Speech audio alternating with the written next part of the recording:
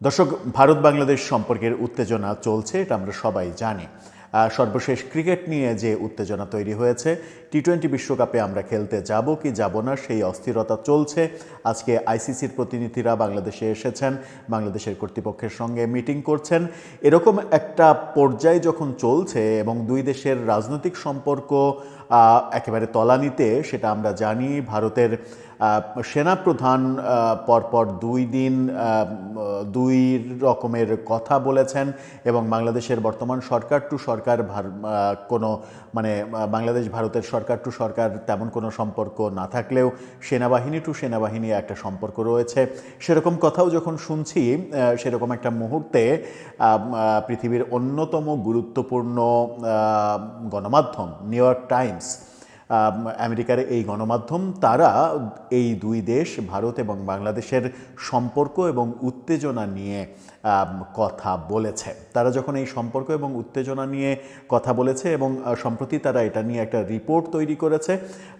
রিপোর্টে cover picture হিসেবে তারা ব্যবহার করেছে শেখ হাসিনা এবং নরেন্দ্র মোদির ছবি, এবং সেই যে খবর, সেই খবরে তারা বাংলাদেশ এবং ভারতের উত্তেজনা কেন তৈরি হলো, ভারত এই মুহূর্তে কি চাইছে, বাংলাদেশ কি চাইছে, তার কিছু সিগন্যাল তারা দিয়েছে এই রিপোর্টে। কি বলছে New York Times? New York টাইমসের এই প্রতিবেদনটা খুবই গুরুত্বপূর্ণ। রাজনৈতিক দৃষ্টিকোণ থেকে একটা সিগন্যাল এখানে রয়েছে। চলুন একটু জেনে দেখি ভারত বাংলাদেশ সম্পর্ক এবং শেখ হাসিনার সরকারের সময়ে ভারতের সঙ্গে বাংলাদেশের সম্পর্ক, তার সঙ্গে প্রফেসর ইউনূস সরকারের সাথে ভারতের সম্পর্কের একটা তুলনামূলক চিত্রও আঁকা হয়েছে এই প্রতিবেদনে। সেই আলোচনাই করব এই ভিডিওতে। থাকবেন পলিটিক্স টিভির নিয়মিত আয়োজনে।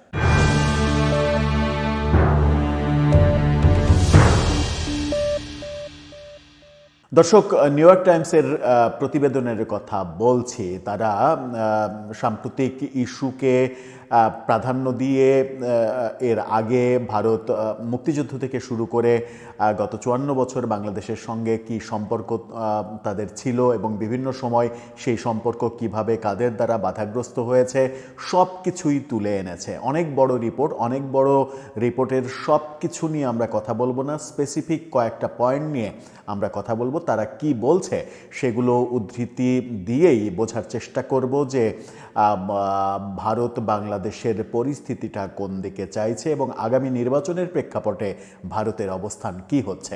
নিউ ইয়র্ক টাইমসের শিরোনামটা আপনারা দেখে নিতে পারেন। সেই শিরোনাম যদি ইংরেজির বাংলা করি তাহলে এরকম দাঁড়ায়: নির্বাচনের আগে বাংলাদেশের সাথে ভারতের সম্পর্ক। এটা নিয়েই তাদের এই প্রতিবেদনটা তৈরি করা। সেখানে তারা বলছে, বিশ্বের অন্যতম বৃহৎ স্থল সীমান্ত ভাগ করে নেওয়া, প্রতিবেশীদের মধ্যে একটা উত্তপ্ত বিরোধ, কূটনৈতিক প্রতিবাদ এবং খেলাধুলা বয়কটের মাধ্যমে আরও তীব্র আকার ধারণ করেছে। এই সম্পর্কটাকে স্বাভাবিক সম্পর্ক মনে করছে না নিউ ইয়র্ক টাইমস। তারা বলছে, শুরুটা হয়েছিল রাজনৈতিক অস্থিরতার মধ্য দিয়ে, তারপর দ্রুত কূটনৈতিক ও বাণিজ্য বিরোধে পরিণত হয়।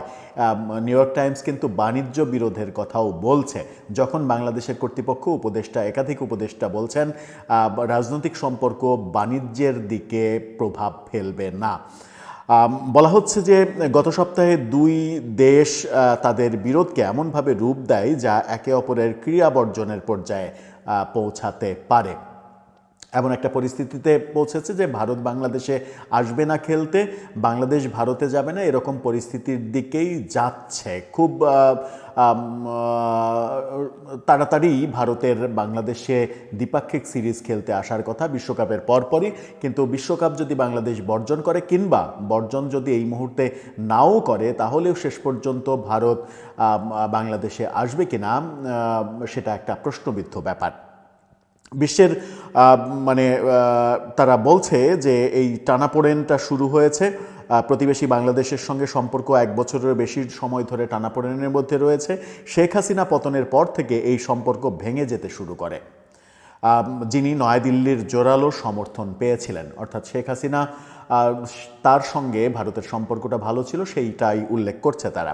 বাংলাদেশের রাজধানী ঢাকায় বিভিন্ন পক্ষের পক্ষ থেকে প্রতিকূল বক্তব্য এবং বাংলাদেশের হিন্দু সংখ্যালঘুদের বিরুদ্ধে সহিংসতার ঘটনার প্রতিবাদ জানিয়েছে নয়াদিল্লি। গত মাসে বাংলাদেশের চট্টগ্রাম শহরে তাদের মিশনে জনতা হামলা চালানোর পর ভিসা কার্যক্রম বন্ধ হয়ে যায় বাংলাদেশে। নয়াদিল্লিতে তাদের মিশনে ডানপন্থী হিন্দু গোষ্ঠীর তীব্র প্রতিবাদের মুখে পড়ার পর বাংলাদেশেও ভারতে ভিসা কার্যক্রম বন্ধ করে দেয়। ভারতে হিন্দু ডানপন্থীদের বিক্ষোভের ফলে তাদের জাতীয় ক্রিকেট সংস্থা দেশটির অর্থ সমৃদ্ধ ইন্ডিয়ান প্রিমিয়ার লিগে বাংলাদেশের একজন খেলোয়াড়কে অংশগ্রহণ করা বন্ধ করে দেয়। এর প্রতিক্রিয়ায় বাংলাদেশ ঘোষণা করে যে তাদের দল ক্রিকেট বিশ্বকাপের জন্য ভারতে ভ্রমণ করবে না এবং তারা খেলার আন্তর্জাতিক পরিচালনা পর্ষদকে তাদের ম্যাচগুলো নিরপেক্ষ ভেন্যুতে নেয়ার কথা বলে, যার পরিপ্রেক্ষিতে আজকে আইসিসির প্রতিনিধি দল বাংলাদেশে অবস্থান করছেন। উভয় দেশের অভ্যন্তরীণ রাজনীতির কারণে উত্তেজনা কমাতে কূটনৈতিক প্রচেষ্টার সম্ভাবনা জটিল হয়ে উঠেছে, অর্থাৎ কূটনৈতিক সমাধান দেখছে না নিউ ইয়র্ক টাইমস। তারা বলছে কারণ সীমান্তের উভয় পাশে আসন্ন নির্বাচনের ক্ষেত্রে এই তিক্ততা একটি প্রধান সমাবেশের বিন্দুতে পরিণত হয়েছে। মানে সীমান্তের উভয় পাশেই, ওদিকে পশ্চিমবঙ্গ আসামে নির্বাচন চলছে, এদিকে বাংলাদেশে নির্বাচনের পরিবেশ চলছে। এরকম পরিস্থিতিতে এই উত্তেজনা দুই দেশের নির্বাচনকেও প্রভাবিত করতে পারে, সেই কথা তারা বলছে। সাম্প্রতিক বছরগুলোতে দক্ষিণ এশিয়ায় বেশ কয়েকটি জনপ্রিয় বিদ্রোহ এবং সরকার পরিবর্তন দেখা গেছে।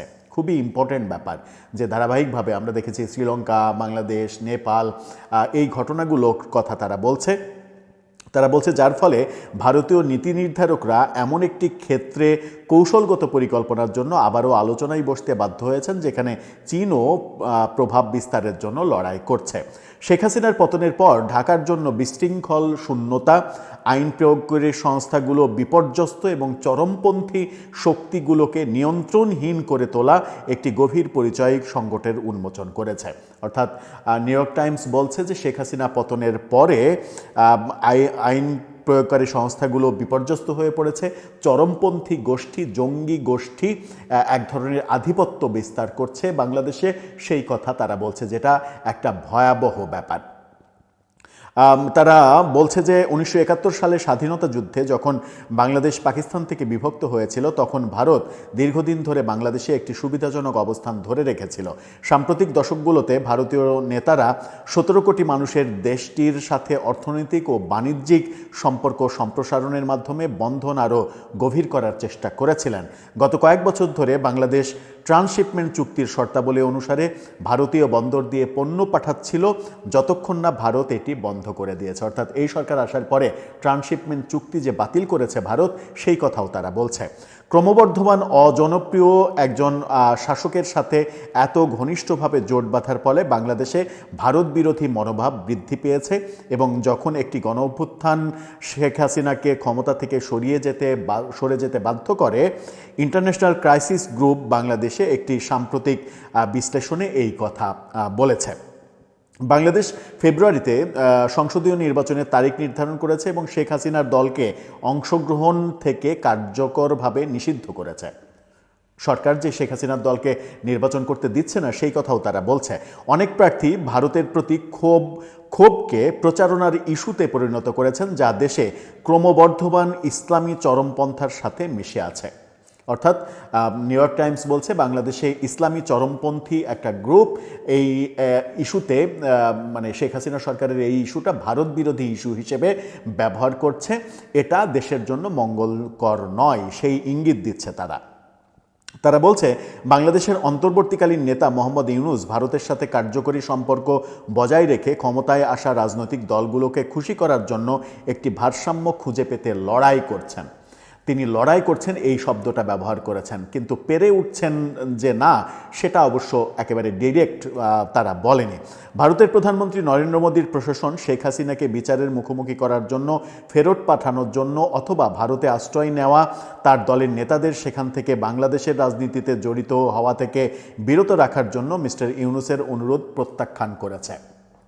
অর্থাৎ প্রফেসর ইউনূস যেটা চেয়েছেন শেখ হাসিনাকে ফেরত দেন অথবা তার মুখ বন্ধ করে রাখেন, আওয়ামী লীগের নেতাদের ফেরত দেন, সেই ব্যাপারগুলোতে ভারত বর্তমান বাংলাদেশ সরকারের কোনো আবেদনেই সাড়া দেয়নি, প্রত্যাখ্যান করেছে। ভারতের সরকারপন্থী সংবাদ মাধ্যমগুলো নোবেল শান্তি পুরস্কার বিজয়ী জনাব ইউনূসকে একজন চরমপন্থী সহানুভূতিশীল হিসেবে চিহ্নিত করেছে। অর্থাৎ চরমপন্থীদের প্রতি সহানুভূতিশীল তিনি, চরমপন্থীদের এক ধরনের প্রশ্রয় আশ্রয় দিচ্ছেন, এরকম কথা, ভয়াবহ অভিযোগ করছে তারা। যিনি বাংলাদেশের সংখ্যালঘু হিন্দুদের ওপরে আক্রমণের পেছনে থাকা সহিংস শক্তিগুলোকে লাগাম দিচ্ছেন না। অর্থাৎ সংখ্যালঘু নির্যাতনের যে ঘটনাগুলো ঘটছে, যারা ঘটাচ্ছে সেই ঘটনার লাগাম টেনে ধরছেন না, ধরতে পারছেন না, এই শব্দটা ব্যবহার করেনি তারা, ব্যবহার করেছে ধরছে না বর্তমান সরকার, এরকম একটা ল্যাঙ্গুয়েজ তারা ব্যবহার করেছে। তারা বলছে, বাংলাদেশের নেতারা বলছেন যে এই হামলাগুলো বৃহত্তর অনাচারের একটি অংশ যা তারা নিয়ন্ত্রণ করার চেষ্টা করছে এবং এটি কেবল হিন্দুদের লক্ষ্য করেই নয়। অর্থাৎ বাংলাদেশ সরকার থেকে যে বারবার বলা হচ্ছে সংখ্যালঘু নির্যাতন, এটা সংখ্যালঘু নির্যাতন না, এটা রাজনৈতিক কারণে তারা আওয়ামী লীগ করে, এই কারণেই তারা নির্যাতনের শিকার হচ্ছে, এর সঙ্গে সংখ্যালঘু হিন্দু হিসেবে নির্যাতন হওয়ার কোনো সম্পর্ক নেই। তারা তাদের বৃহত্তর প্রতিবেশীকে রাজনৈতিক সুবিধাবাদের জন্য অভিযুক্ত করেছে। একই সময়ে ভারতে ধর্মীয় সংখ্যালঘুদের ওপর একই ধরনের আক্রমণ এবং গণপিটুনির দিকে ইঙ্গিত করে। বাংলাদেশি নেতারা ভারতের সরকারপন্থী চ্যানেলগুলোকে বাংলাদেশের অন্তর্বর্তীকালীন সরকারকে অস্থিতিশীল করার জন্য বিভ্রান্তিকর প্রচার চালানোর অভিযোগও করেছে। অর্থাৎ বাংলাদেশ থেকে অভিযোগ করা হচ্ছে, বাংলাদেশের সরকার অভিযোগ করছে ভারতের চ্যানেলগুলো বাংলাদেশের সরকার বিরোধী এবং বাংলাদেশ বিরোধী নিউজ করছে। বাংলাদেশে হিন্দুদের ওপরে হামলার বিরুদ্ধে ক্ষোভ পশ্চিমবঙ্গ এবং আসামের একটি নির্বাচনী ইস্যুতেও পরিণত হয়েছে, এমন কথাও তারা বলছে। ভারত মনে হচ্ছে জনাব ইউনূসের অন্তর্বর্তী সরকারের অপেক্ষায় আছে, এবং মানে অপেক্ষায় আছে বলতে এটা বোঝাচ্ছে যে প্রফেসর ইউনূসের বিদায়ের অপেক্ষায় আছে, এবং বাংলাদেশ জাতীয়তাবাদী দলের সাথে সেতুবন্ধন তৈরি করেছে, যারা ফেব্রুয়ারির নির্বাচনে সবচেয়ে ভালো ফলাফল করবে বলে আশা করা হচ্ছে। ভারতের পররাষ্ট্রমন্ত্রী এস জয়শঙ্কর গত মাসে ঢাকায় এসেছিলেন খালেদা জিয়ার শেষকৃত্যে যোগ দিতে, যেখানে তিনি বিএনপির দীর্ঘদিনের নেত্রী এবং এক সময়ের বাংলাদেশের প্রথম মহিলা প্রধানমন্ত্রী ছিলেন। তিনি তার ছেলে তারেক রহমানের সঙ্গে দেখা করেছিলেন, যাকে ভবিষ্যতের প্রধানমন্ত্রী হিসেবে বিবেচনা করছে ভারত, এবং সেই ইঙ্গিতগুলো যে ভারত দিয়েছে সেই কথা নিউ ইয়র্ক টাইমস বলছে। অর্থাৎ ভারতের একটা গ্রিন সিগন্যাল বিএনপিকে দেয়া হয়েছে, তারেক রহমানকে দেয়া হয়েছে, সেটাও নিউ ইয়র্ক টাইমস একেবারে নিশ্চিত করছে।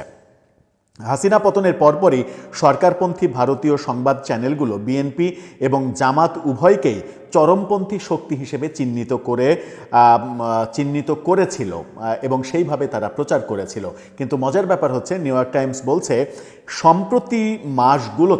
সাম্প্রতিক মাসগুলোতে এই চ্যানেলগুলো তাদের সমালোচনা মূলত জামাতের উপরে কেন্দ্রীভূত করেছে। অর্থাৎ তারা আর বিএনপিকে সমালোচনা করছে না, শুধুমাত্র জামাতকে সমালোচনা করছে। সেটাও প্রমাণ করে যে ভারত বিএনপির দিকে হেলে পড়েছে। ভারতের আঞ্চলিক নীতি অধ্যয়নকারী centre for social and economic প্রোগ্রেসের একজন সিনিয়র ফেলো জেভিয়ার বলেছেন, ভারত কেবল আসন্ন নির্বাচন নিয়েই উদ্বিগ্ন নয়, বাংলাদেশের রাজনৈতিক ও প্রজন্মগত উত্থান পতন এতটাই যে নয়াদিল্লিকে এমন একটি দেশের জন্য দীর্ঘমেয়াদী নীতি নির্ধারণ করতে হবে যার প্রভাব তার নিরাপত্তার উপরে পড়বে। খুবই গুরুত্বপূর্ণ কথা। এবং শেষে বলা হচ্ছে যে তিনি বলছেন, আমার মনে হয় এমন একদিন আসবে যখন জামাত বাংলাদেশের সরকার গঠন করবে, 5 বছর পর 4 বছর পর হলেও সেটা করবে। জেভিয়ার সেরকম মন্তব্য করেছেন। এবং দীর্ঘমেয়াদী বাংলাদেশ নীতি চাইলে আপনাকে সেখান থেকে পিছিয়ে এসে কাজ করতে হবে। অর্থাৎ ভারতের ব্যাপারে তিনি মন্তব্য করছেন যে 5 বছর পর হোক, 10 বছর পর হোক, একদিন জামাত ক্ষমতায় আসবে, সেটাকে চিন্তা করে ভারতকে তার কূটনৈতিক সিদ্ধান্ত নিতে হবে।